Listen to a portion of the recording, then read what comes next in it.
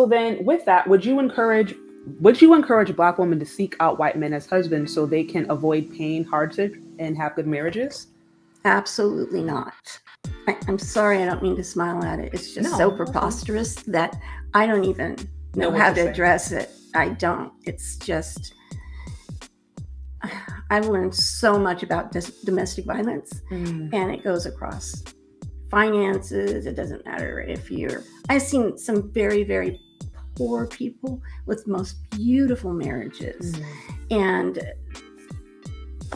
then you see rich people who are, I remember when I worked in $1 million, I was working in Ruby Hill. I was working there, $1 million, golf course club. And some of the awkwardness I saw between those couples, men who did not want to go, who literally spent their entire time at the bar getting drunk because they didn't want to go home to their wives. They didn't want to go home to their kids. And I'm like, you have all the money in the world. You should be happy, but they weren't. It's not true. It's almost like you have the money that can afford you to go on another vacation or go out and buy something, but that's not going to make your marriage any better. You're trying to stuff it with the wrong things. And it's actually very sad. Yeah. When you see it, when you see someone doing that, you have to pray for them. Well, this is, like I said, partially why I wanted to have this conversation, because so many people nowadays are just guessing.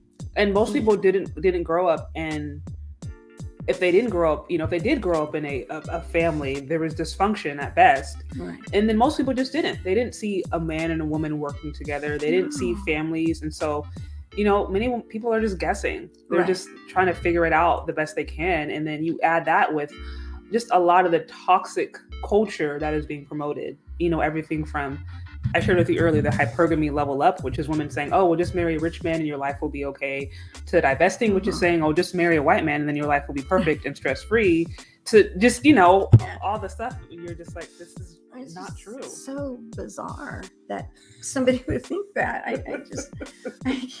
I just don't know of any nationality that you could marry that would take care of you and be a perfect husband. Yeah. None. No.